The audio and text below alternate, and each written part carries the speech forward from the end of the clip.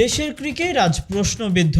কারণটা এবারের বিপিএল এর সন্দেহের তালিকায় থাকা কিছু ম্যাচ। বিপিএল গভর্নিং বডি থেকে যে দুর্নীতি দমন ইউনিট গঠন করা হয়েছিল তা থেকে এখনো বের হয়নি কোনো রিপোর্ট। তাই এখনো দেশের ক্রিকেট থেকে অপবাদের নামটা সরছেই না তা বলাই যায়।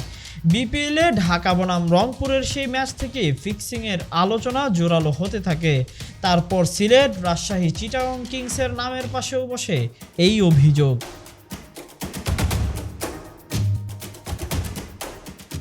দেশের ক্রিকেট প্রেমীদের কাছে এই খবর শুরু থেকেই এখনো প্রতিনিয়ত প্রচার করছে বিডি আর্কাইভ। শুরুতে সন্দেহের তালিকায় প্রথম ম্যাচটি নিয়ে করা রিপোর্টটাও বিডি আর্কাইভেরই, তবে এবার সেখানে যুক্ত হয়েছে নতুন খবর। প্রাইম ব্যাংক বনাম ব্রাদার্স ইউনিয়নের ম্যাচে দেশের ফার্স্ট ক্লাস ক্রিকেটে প্রথমবারের মতো 400 রানের ঝড় দেখেছে নাঈম শেখের ব্যাটিং তাণ্ডবের সাথে দলীয় সহযোগিতায় এই রানের পাহাড় দেখে ক্রিকেট ভক্তরা। তবে গ্যালারিতে বসে সন্দেহজনক গতিবিধির কারণে এক ব্রিটিশ নাগরিককে জিজ্ঞাসাবাদ করেছে অ্যান্টি করাপশন ইউনিট এসইইউ।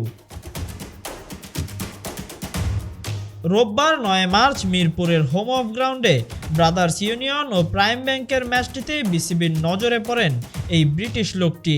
জানা গিয়েছে 49 বছর বয়সী ওই দর্শকটির নাম ডমিনিক লুক। জুয়ারি সন্দেহে তাকে এসইউর কর্মকর্তারা জিজ্ঞাসাবাদ করেন। তবে তিনি দাবি করছেন কেবল ক্রিকেটারদের অটোগ্রাফ সংগ্রহ করার জন্যই মাঠে এসেছেন তিনি। সন্দেহের তীর যদি লেগে যায় তবে দেশের ক্রিকেট হবে আবারও কলঙ্কিত। ফিক্সিং নিয়ে অভিযোগ আর কত, ক্রিকেট প্রেমীরাও এসব কর্মকাণ্ডে তাই প্রতিনিয়তই বিরক্ত। কারা আছে এসবের পেছনে, যাদের পরিচালনায় দেশের ক্রিকেট আজ প্রশ্নবিদ্ধ? যাই হোক না কেন, ফিক্সিং এর মতো অভিযোগ দেশের ক্রিকেটের মান যেন আরো নিচেই নামাচ্ছে। যদি ফিক্সিং হয় প্রমাণিত, তাহলে বাংলার জগতের ক্রিকেট প্রেমীরা স্টেডিয়াম থেকেও হবে বিলুপ্ত। Tahsin Ahmed, BD archive.